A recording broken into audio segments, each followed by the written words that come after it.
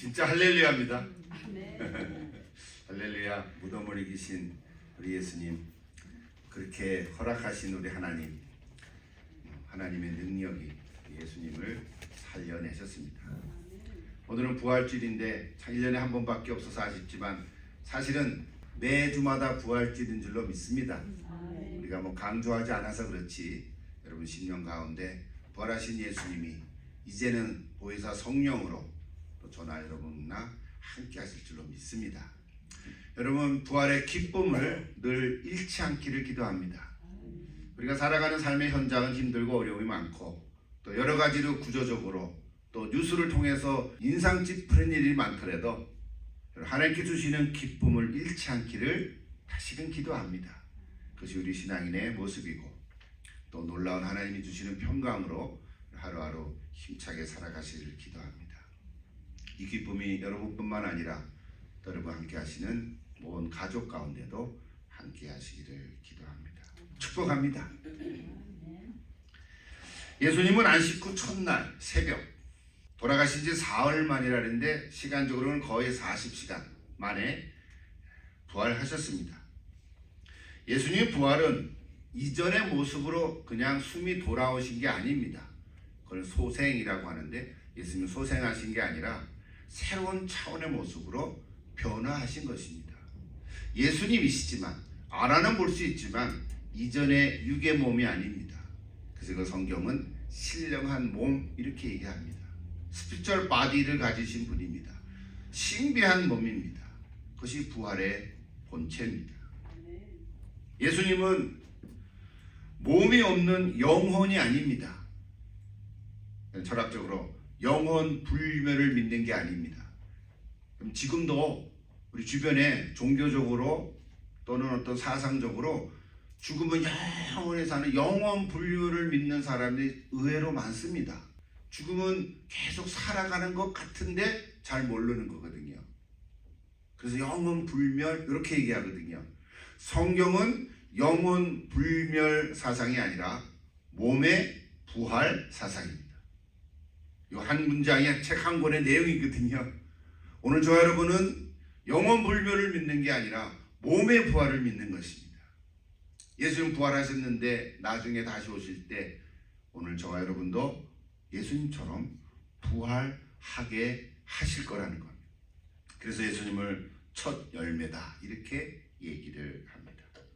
여러분 현재 삶이 어려워도 이 부활의 소망을 가지고 하루하루 계속해서 힘차게 살아가시기를 축복합니다. 자, 오늘 예수님의 부활 이야기는 사복음서에 다 나오는데 오늘은 빈 무덤의 이야기로부터 시작합니다. 요한복음의 기록을 보니까 사실은 가장 객관적으로 쓴 것에 가깝습니다. 그것은 요한이 자신을 그 사랑하시는 제자라고 표현하면서 제1인칭 목격자적인 증언으로 기록되어 있기 때문에 그렇습니다. 그렇다고 해서 다른 복음서들이 객관성을 결여됐다고 얘기하는 것은 아닙니다. 오늘 요한은 예수님의 빈 무덤의 내부를 생생하게 전해주고 있고 그래서 묘사하면서 이 부활의 확실성을 기록하고 있습니다. 오늘 부활주일이지만 4월 한 달 동안 요한복음에 나타난 예수님의 부활의 이야기를 함께 나누면서 주님께서 하신 말씀을 중심으로 오늘 이 시대에 살아가는 저와 여러분에게 영적인 교훈 또 메시지를 듣고 새롭게 힘차게 살아갈 수 있기를 기도드립니다. 이 사도 요한은 예수님의 장례 사건이라든지 또는 곧바로 이어지는 큰 날, 즉 유월절이죠. 유월절 행사에 대해서는 언급이 없고 그냥 지나갑니다. 침묵합니다. 가장 떠들썩했을 그 대명절에 예루살렘에서 일어났던 일을 그냥 없었던 것처럼 지나가고 맙니다. 예수 없는 세상은 아무리 시끌벅적해도 사실은 거기는 어둠이기 때문에 그렇다라고 해석합니다. 이런 이야기보다 요한은 오히려 안식일이 지난 첫날의 이야기에 초점을 가지고 빨리 넘어갑니다. 그것이 오늘 20장 1절로 시작하는 것입니다. 안식 후 첫날 그랬어요. 안식일에 대한 얘기, 6월절에 대한 얘기는 없습니다. 그러나 안식 후 첫날, 마치 새로운 창조의 첫 시간처럼 묘사하고 있습니다. 유대인들이 예수를 죽여 무덤에 가두었지만 세상이 놀랄 만한 위대한 일에 서막이 열리는 첫 시간입니다. 어두울 때가 새벽 미명이라고 말할 수 있어요. 이때 막달라 마리아가 무덤을 찾아갑니다. 그녀는 십자가 아래에서 예수의 어머니 마리아와 함께 죽음을 목격한 증인 중에 한 사람입니다. 마가복음 16장 1절에 보면 막달라 마리아, 야고보의 어머니 마리아, 살로메 이렇게 세 명의 여인의 이름이 나옵니다. 또 누가복음 24장 1절에 보면 막달라 마리아, 야고보의 어머니 마리아, 그리고 요안나, 그리고 다른 두 여자 이렇게 나옵니다. 그러니까 2명 이상이 있는 거죠. 그리고 마태복음 28장 1절에서는 막달라 마리아, 다른 마리아, 다른 마리아가 아마 야고보의 어머니 마리아라고 볼 수 있습니다. 전체적으로 보면 여인이 적어도 5명은 무덤에 간 것으로 우리는 볼 수 있습니다. 그러나 요한은 오늘 그 5명의 얘기보다 뭐 1명인지 2명인지 3명인지 그건 중요한 게 아니고 오늘 초점은 막달라 마리아에게 맞추면서 부활의 얘기를 전해주고 있습니다. 핵심은 막달라 마리아와 예수님과의 대화입니다. 다른 복음서가 전해진 얘기를 다 이렇게 종합해보면 함께 간 여인들이 무덤가에 가면서 야 거기 돌을 어떻게 옮기지? 막아놨을 텐데 하고 근심하면서 갔다는 기록도 있고요. 근데 막상 가보니까 이미 돌이 옮겨졌어요. 누가 옮겼지? 뭐 그런 기록들도 있고요. 그래서 곧바로 제자들에게 알렸습니다. 들여다가 보지도 않고 달려가서 빈 무덤을 본 후에 베드로와 요한이 왔는데 요한이 젊으니까 달력같이를 빨리 한 것 같아요. 베드로가 나중에 왔지만 베드로가 먼저 휙 지나가고 확인한 다음에 요한이 들어갔다. 이런 기록들인 거죠. 요한은 이 이야기의 렌즈를 다시 막달라 마리아에게 맞추면서 혼자 무덤 밖에 울고 있다가 안을 들여다본 무덤 안에 일어난 일을 오늘 전해주고 있습니다. 크게 2가지 얘기 나누려고 하는데요. 먼저 11절부터 13절의 이야기입니다. 이건 천사와의 대화입니다. 천사가 이 땅에 올 때는 늘 남자의 모습으로 나타난다 그랬죠. 구약이나 신약이나 아마 현재도 그럴 수 있어요. 여러분 천사를 보려고 애쓰지 마시고 내 주변에 어떤 이상한 남자가 있으면 천사일지도 모른다고 생각을 해보십시오. 농담 겸 진담입니다. 왜냐하면 아브라함도 그냥 3사람인데 남자인 줄 알고 대접을 했는데 이게 천사였잖아요. 오늘 여기도 마찬가지. 천사가 울고 있는 마리아에게 어찌하여 우느냐고 물으니 마리아는 사람들이 내 주님을 옮겨다가 어디에 뒀는지 모르겠다고 답을 하는 거예요. 마리아는 예수님의 시신을 누군가가 가져갔다고 생각한 거예요. 중요한 포인트죠. 마리아가 예수님의 부활을 믿은 것이 아니라 예수님의 시신이 없어졌다고 믿은 거예요. 믿었다기보다는 없어졌다고 지금 확인한 거죠. 여기서 한 가지 우리는 짚고 넘어가야 할 하나의 교훈, 사실이 있습니다. 빈 무덤이라는 것은 예수님의 부활을 증거하는 요소이기는 합니다. 그렇죠? 예수님 무덤이 없으니까, 예수님이 무덤에 갇혔는데 빈 무덤이니까 예수님이 증발한 거잖아요. 그렇다라고 해서 빈 무덤 자체가 예수님의 부활을 말하는 건 아니죠. 빈 무덤이 부활의 증거일 수는 있죠. 그렇게 우리가 말하죠. 빈 무덤에 대한 중요한 얘기를 하지만 그러나 그 자체가 예수의 부활은 아닙니다. 빈 무덤이라는 것은 예수님의 시신이 사라진 것을 알려준 것뿐이에요. 그러니까 누군가가 가져갔다는 거예요. 근데 여러분 다른 복음서를 다 보면 마태복음 28절에 가보세요. 저렇게도 기록하고 있어요. 여자들이 갈 때 경비병 몇이 성에 들어가 모든 된 일을 대제사장에게 알리니 그들이 장로들과 함께 모여 의논하고 군인들에게 돈을 많이 주며 이르되 13절 같이 읽어볼까요? 너희는 말하기를 그의 제자들이 밤에 와서 우리가 잘 때에 그를 도둑질하여 갔다 하라. 거짓이죠? 위증하는 거죠. 돈으로 매수해서 요즘 말로 하면 여론 조작한 거예요. 조사하면 다 나오거든요. 조사하면 다 나옵니다. 이 생각은요, 사실은 초대교회 시절부터 있어 왔어요. 그 역사를 보면 성 어거스틴 또는 아우구스투스라고 그러는데요, 아우구스투니우스도 그렇게 이해를 했어요. 그 얘기를 다 할 수 없지만 여러분, 믿다라고 하는 단어를 하나 생각하고 넘어가려고 하는데요, 여러분, 믿다라고 하는 말이 우리만 쓰는 게 아니죠.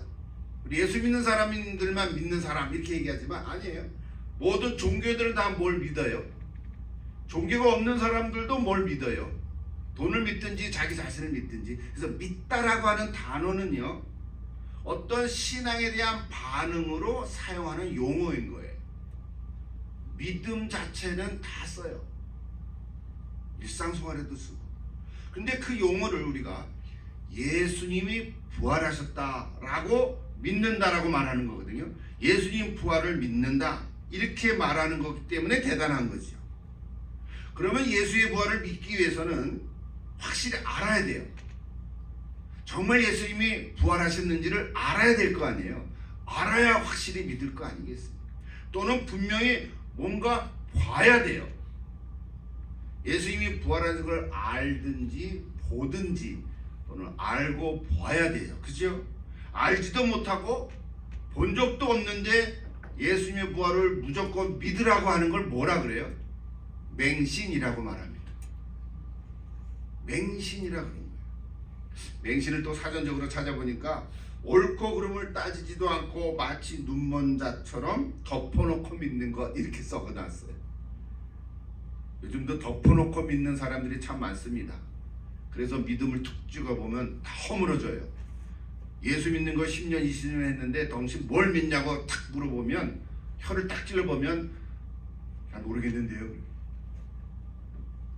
네, 큰일 나죠. 맹신인 경우도 있어요. 객관적인 근거도 없이 어떤 사람이나 말을 무조건 믿는 태도를 맹신적이다 이렇게 말하거든요. 조금 더 한 걸음 더 나가면 뭐라 그래요? 광신적이다 이렇게까지도 얘기해요. 오늘 저 여러분은 맹신자가 아닙니다. 여러분, 맹신자가 있습니까? 없지요. 우리는 맹신자도 아니고 광신자도 아니에요. 근데 오늘 굳이 제가 이런 얘기를 하는 이유는 뭐냐면 이런 마음이 들어서 꺼낸 거예요. 그래서 예수 믿으십시오. 당신 죄가 있으니까 죄를 회개하고 예수가 당신의 구세주입니다. 그리스도이심을 믿으세요. 그래야 구원 얻습니다. 10초밖에 얘기 안 했거든요. 그러면 제가 이 얘기를 하면 당연히 예, 제가 알았습니다. 제가 죄인입니다. 회개합니다. 믿겠습니다. 이렇게 순수하게 말을 하고 따라오는 사람이 있을까요? 없을까요? 처음부터 저 그런 사람 만나본 적이 없어요. 예수 믿으세요, 여러분. 뭔 핑계가 그렇게 많은지, 뭔 그 이유가 그렇게 많은지요. 그래서 그래도 마음 가지고 그 자기가 핑계대는 이야기들을 하나씩 설명해고 답변을 해줘도 들을 때는 오케이 하면서 결국은 받아들이지 않아요. 이상하죠. 여러분, 믿음은 그렇게 해서 생기는 것 같지가 않습니다. 오늘 8절을 보십시오. 20장 8절. 그때에야 무덤에 먼저 갔던 그 다른 제자도 들어가 보고 믿더라 그랬어요. 요한이 들어가 보고 믿더라 저런 단어를 썼어요. 그 다른 제자가 요한이잖아요. 뭘 보고 믿었다는 겁니까? 빈 무덤을 보고 믿었다는 거예요. 다시 말하면 요한도 예수님이 부활하신 것을 보고 믿은 것이 아니라 진짜 무덤이 비었네 하고 확인한 거죠. 믿었다라고 말한 거예요. 그래서 그 다음 9절에 오늘 성경에 보면 조한한데 9절에 그들은 성경에 그가 죽은 자 가운데서 다시 살아나야 하리라 하신 말씀을 아직 알지 못하더라 그랬습니다. 그들은 제자들이죠. 여러분, 제자들이 아직 예수님이 부활하신 것을 믿지 못했습니다. 왜 사도 요한이 괄호를 쳤을까? 9절에 왜 그냥 괄호를 쳤을까요? 저거는 부활의 이야기가 아니라 사도 요한 자신이 해설을 한 거지. 빈 무덤을 보고 믿었다라고 했다 보니까 저 글을 읽는 독자들은 제자들이 이미 부활을 믿었구나 라고 오해할까봐 괄호를 쳐서 보충 설명을 한 거예요. 아직 제자들은 예수의 부활을 믿은 게 아니라는 거예요. 요한도 베드로도 그리고 오늘 등장하는 막달라 마리아도 아직 예수님의 부활을 믿은 것이 아닙니다. 말하고자 하는 핵심은 뭐냐면 빈 무덤을 보고 믿었다고 해서 예수의 부활을 믿은 것은 아니라고 하는 사실입니다. 예수의 부활을 알지도 못하고 무조건 믿으라고, 그건 강요죠. 물론 믿음이란 보지 못하고도 믿을 수 있습니다. 그것이 믿음의 본질이죠. 히브리서 11장에 보면. 그러나 믿음이란 어떤 사람의 말이 사실이라고 받아들이는 거죠. 그 사람이 직접 말해주든지 아니면 그 사람의 말을 다른 사람을 통해서 전해주든지, 그래서 그 전에 들은 말이 사실이라고 믿기에 우리는 믿는다라고 말하는 거예요. 믿음은 여기서부터 시작이 돼요. 그 사람이 하는 말을 믿는 거죠. 우리가 예수를 믿는 것도 예수님께서 해주신 말씀이 참이기 때문에 우리가 믿는다라고 말을 하는 거죠. 전에도 제가 몇 번 언급을 했지만 여러분 생일이 정말 맞습니까? 여러분 생일이 다 있죠? 생일, 내가 태어난 날, 그날 태어난 게 맞습니까? 그날 보셨나요? 내가 태어날 때 내가 그 옆에 내가 제 3자가 돼서 나 태어났구나, 이 날이네, 여러분 그랬습니까? 요즘이야 사진도 찍고, 그죠? 사진 찍고 의사의 기록이 있으니까 그게 증거가 되겠죠. 그것도 조작할 수 있어요. 제가 얘기하려는 것은 여러분 한 번도 의심해 보지 않은 내 생일에 대해서 생각해 보십시오. 여러분 뭘 믿은 겁니까? 너는 이날 태어난 거야 하고 전해주는 엄마의 말을 믿은 거죠. 내가 널 낳았어. 그런데 그 옆에 있던 이모가 말이죠. 아니야, 너 사실은 한 달 전에 태어났는데 신고를 늦게 한 거야 하고 초를 쳤으면 어떤 말이 진짜인가요? 그래도 엄마의 말을 믿겠죠. 제가 오늘 보니까 4월에도 우리 생일당 권사님이 계신데 그날 태어난 거 맞죠? 이 어머니도 같이 계시네요. 증거가 있어요.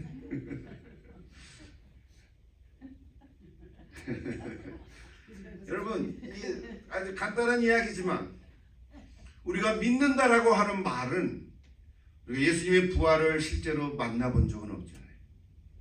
우리가 전해주는 이 말을 믿고 예수님 부활하신 거래, 맞아, 그렇게 믿는 거예요. 빈 무덤을 보고 믿는 말을 한다고 해서 예수님 부활하셨다는 것을 믿는 건 아니라는 거예요. 빈 무덤은 중요합니다. 부활의 증거가 되기 위해서는. 그러므로 먼저 빈 무덤이 중요하기 위해서는 먼저 예수님 부활하신 것을 믿어야 한다는 사실입니다. 우리가 다 이미 믿으니까 괜찮지만 오늘 본문을 그래서 하나만 더 생각해 보자. 그러면 어떻게 해야 됩니까? 두 번째 부분의 14절부터 18절의 내용인데요. 자, 이 말을 하고 뒤를 돌이켜 예수께서 서 계신 것을 보았으나 예수신 줄 알지 못하더라. 막달라 마리아 그랬어요. 중요한 건 15절입니다. 같이 한번 읽읍시다. 15절.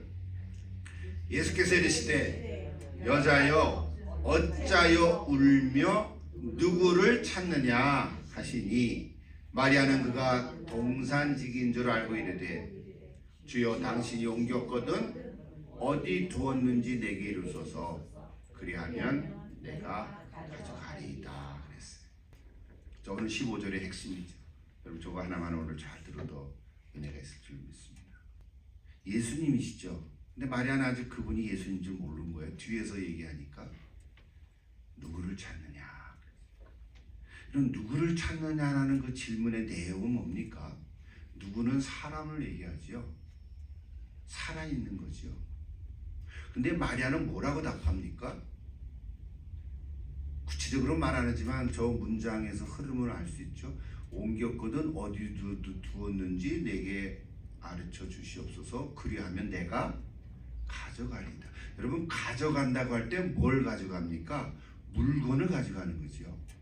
사람을 가져간다 그럽니까? 사람을 데려간다 그랬지. 사람을 죽은 시신은 가져갈 수 있지. 시체는 가져간다 그러죠. 그 영어로 보면 it라 그래요. 근데 요즘 새로 번역된 거는 it를 힘으로 바꿔놨어요. 어쩌면 it가 맞아요. 막달라 마리아는 예수님이 이미 돌아가셨다고 보는 거고, 근데 지금 시신이 없어졌다는 거 아니에요. 그거를 찾고 싶은 거거든요. 근데 예수님은 무엇을 찾느냐 이렇게 묻지 않으시고, 무엇을 찾느냐 이렇게 묻지 않으시고 누구를 찾느냐라고 묻었다고요. 누구를 찾느냐라고 묻는 것은 살아있는 사람을 얘기하는 거죠. 사람이라도 죽은 사람은 it가 되는 거예요. 그렇죠? 근데 막달라 마리아는 그것을 물건을 취급한 것처럼 말했다는 거예요. 아직 예수님의 부활을 믿지 않은 마리아에게는 저 빈 무덤은 상실이고 아픔인 거예요. 더욱이 슬픔에 잠겼을지도 모릅니다. 오히려 발견하지 못한 것이 더 유익할 수도 있어요. 만약에 마리아가 무덤을 들어갔는데 그게 예수님의 시신이 누워있었다고 생각해 보세요. 그럼 더 슬픔에 잠겼을 거예요. 근데 시신이 없어졌거든요. 그 시신을 찾고자 하는 거예요. 그리고 부활을 믿지 않는 상태에서의 빈 무덤은 비극인 거예요. 요즘도 가끔 그런 영상들이 있어요. 어떤 사고나 또 전쟁터에서 아들을 잃은 그 소식을 접한 그 부모님, 특별히 그 어머니의 마음은 정말 이루 말할 수 없는 슬픔에 조였죠. 아들을 잃어버린 거예요. 장성한 아들을. 그래서 어떻게 해요? 시신이라도 찾고자 하는 거예요. 그런 뉴스 많이 들어보셨죠? 여러분 꼭 아들이 아니더라도 내가 사랑하는 자를 먼저 떠나보낸 그 마음을 아마 여러분들은 다 하나씩 갖고 있을 것입니다. 비통하죠? 오늘 여기 마리아도 그런 심정이었을 거라고 봅니다. 특히 자신을 죄악에서 건져주시고 사람 대접을 해주셨던 예수님. 사람 대접을 해주셨다는 게 얼마나 귀한 거예요.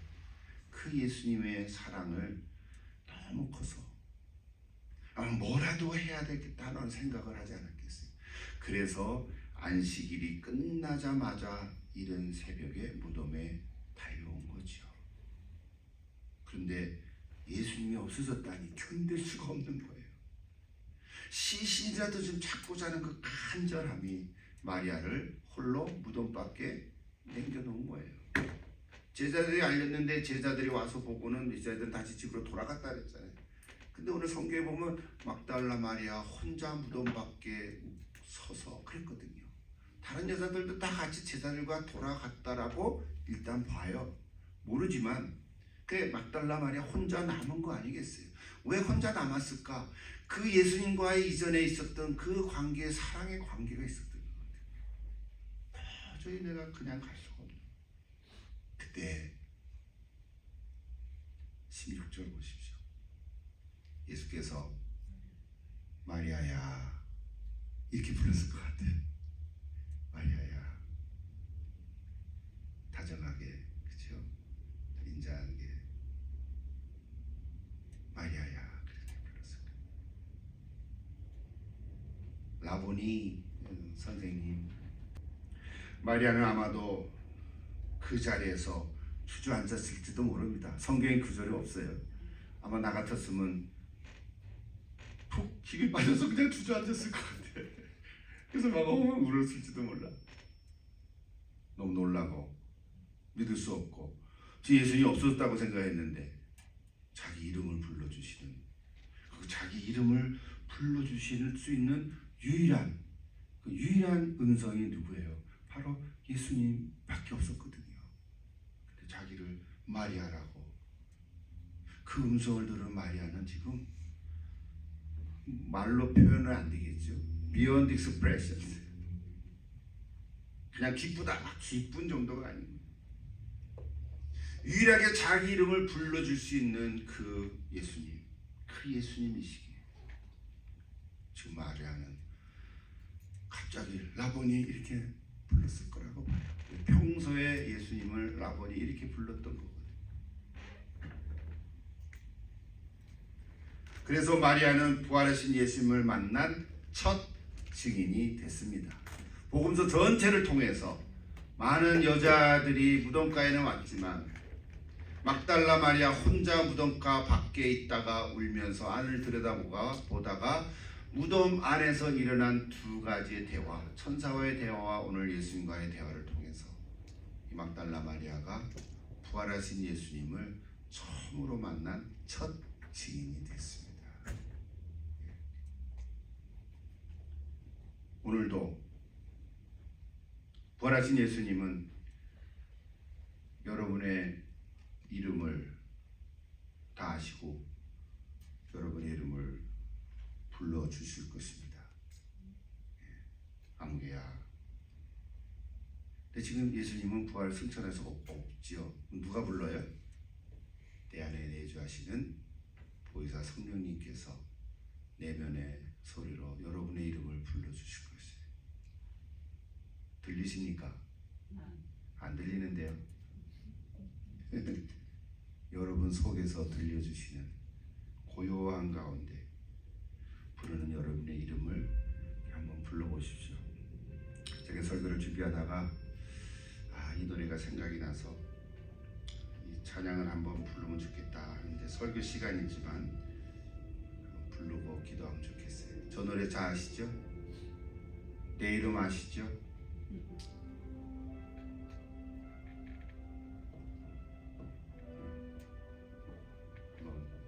반주 소리를 들으면서 한번 저에게 불러보십시다. 나를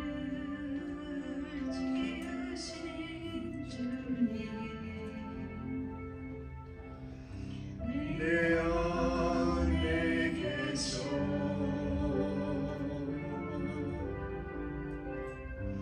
처음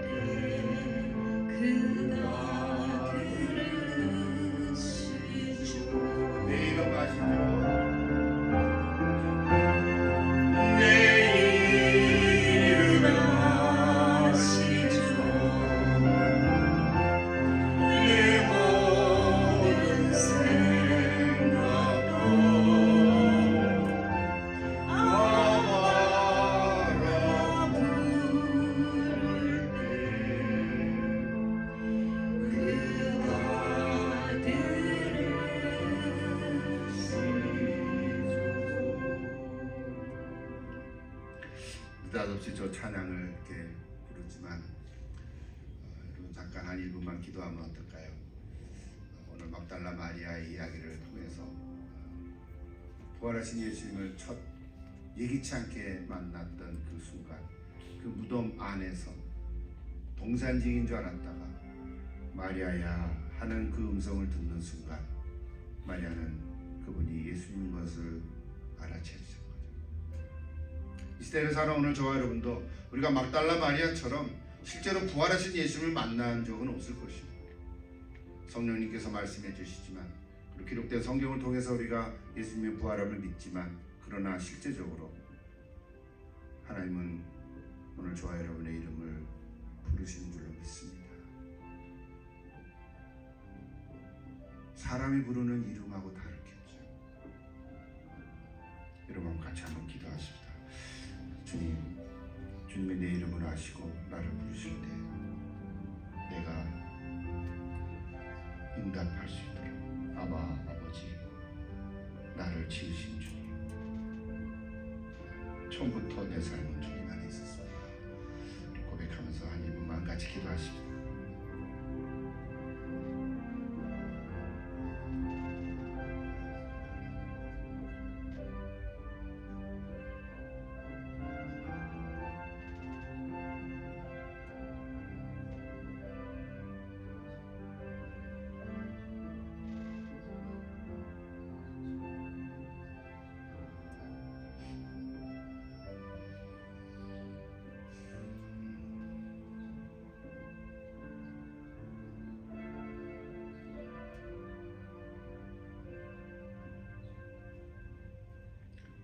내 이름 아시죠? 내 모든 생각도 내 흐르는 눈물도 그가 닦아주셨죠. 오늘도 우리 부활하신 예수님이 지금 이곳에 계시다면 우리의 눈물을 닦아주실 것입니다. 부활하신 예수님을 만나는 기쁨이 우리 가운데 있기를 기도합니다. 우리는 부활하신 예수님을 만난 그 막달라 마리아, 막달라 마리아는 그 무덤의 자리를 잊을 수 없었을 것입니다. 그래서 이 마리아는 어떻게 했냐면요, 오늘 성경 18절을 보면 제자들에게 가서 내가 주를 보았다 이렇게 말했습니다. 그냥 말했겠어요? 외친 거죠. 여러분, 내가 주님을 봤다고. 덩치 돌았구나. 나도 거기 무덤에 가봤는데 아니 여러분, 제자들이 여러분 떠난 다음에 내가 주님을 만났다고 그렇게 증언한 거 아니겠어요? 그리고 주께서 자기에게 이렇게 말씀하셨다라고 말합니다. 그것이 17절이었죠. 나를 붙들지 말라. 내가 아직 아버지께로 올라가지 아니하였노라. 그리고 너는 내 형제들에게 가서 이르되 내가 내 아버지 곧 너의 아버지, 내 하나님 곧 너의 하나님에게로 올라간다 하라. 이렇게 막달라 마리아에게 부탁했습니다. 이 말씀도 전했다 그랬어요. 그런데 마리아가 이 말을 전한 그 제자들의 반응은 전혀 달랐습니다. 오늘 읽진 않았지만 이제 20장 19절에 보면 오늘 18절까지였는데 19절을 보면 저렇게 됐습니다. 이날 곧 안식 후 첫날 저녁 때에 제자들이 유대인들을 두려워하여 모인 곳의 문들을 닫았더니 그랬어요. 막달라 마리아는 내가 주님을 만났다고, 내게 이런 말씀도 주셨다라고 제자들에 가서 전했는데 막상 그 말을 들은 제자들은 이제 두려워진 거예요. 유대인들을 두려워한 거죠. 그래서 문을 닫았다 그랬어요. 저 얘기는 다음 주일날 할 건데요, 오늘 막달라 마리아처럼 오늘 우리는 직접 부활하신 예수를 만난 적은 없지만 우리는 믿습니다. 뭘 봐서 믿은 게 아니고요, 제자들이 전해준 말씀을 믿고 우리에게 전해준 이 기록된 성경 말씀이 참인 것을 알고 그 참의 내용이 예수님 부활하셨다고 하시니까 예수님 부활하신 것을 믿는 거였어요. 이것도 나중에 나오지만 20장 29절을 보십시오. 예수께서 너 도마지요. 도마에게 너는 나를 본고로 믿느냐? 그 다음 뭐라 그랬어요? 보지 못하고 믿는 자들은 복되도다 그랬습니다. 오늘 저 여러분은 도마처럼 예수님 시대에 있었던 사람들이 아니니까 보지 못하고 믿은 자들은 오히려 복되도다 그랬습니다. 여러분, 오늘날 대부분의 신자들은 부활하신 예수를 직접 만나보지 못했을 것입니다. 물론 환상 중에 또는 꿈으로 또는 여러 가지 어떤 방법으로 하나님이 직접 계시해서 만나본 사람들도 있었을 거예요. 그러나 대부분은 그런 경험이 없습니다. 그리고 그런 경험을 했더라도 그것을 일반화해서 주장할 수는 없어요. 그건 개인의 체험이니까. 오늘 우리는 예수님이 부활하셨다는 것을 믿는 것은 그 소식을 전해준 제자들의 말을 믿고 그 제자들의 말을 전한 예수님의 말씀을 믿기 때문에, 그리고 우리가 갖고 있는 성경을 믿기 때문에 예수님이 부활하셨다고 우리가 확신을 갖게 되는 것입니다. 뭐가 있어서가 아닙니다. 아까 잠깐 예를 들었지만 여러분이 그날 태어난 생일인 것을 믿는 것은, 한 번도 의심하지 않아서 믿는 것은 어머니의 말씀이 진실하고 어머님이 실제로 나를 낳았다라고 말씀하시니까 그 말을 믿는 거지요. 마찬가지로 오늘 예수님의 부활을 확신하게 믿을 수 있는 것은 우리에게 전해진 성경 때문에 그렇습니다. 무덤을 이기시고 죽음에서 다시 살아나신 예수 그리스도, 오늘 저 여러분에게 또 많은 사람들에게 이 부활의 이야기를 전해주고 있는 줄로 믿습니다. 이야기를 전해주는 사람, 성령님께서 함께 하실 줄로 믿습니다. 이제 부활의 의미를 조금 더 깊이 알고자 우리가 말씀을 읽고 좀 더 연구도 하고 또 책도 보고, 그래서 결국 묵상하는 것입니다. 그냥 부활하셨다 알면 됐죠. 그러나 조금 더 부활은 어떤 의미가 있을까? 고린도전서 15장을 또 연구하기도 하고, 또 복음서에 있는 부활의 이야기도 나누기도 하고, 또 다른 성경들을 통해서 우리가 부활의 의미를 더 확실하게 알고자 하는 것입니다. 여러분도 이렇게 부활을 더 많이 아시면 좋겠습니다. 그러므로 부활의 의미를 모르는 채로 빈 무덤만 알게 되면 그 빈 무덤 자체는 오히려 절망의 자리가 되고 말 것입니다.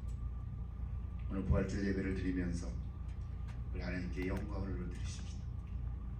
사도연을 통해서 주신 하나님 메시지를 마음속에 새기고 기쁨을 잃지 않고 여러분에게 주어진 삶을 하루하루 승리하며 살아갈 수 있기를 기도합니다.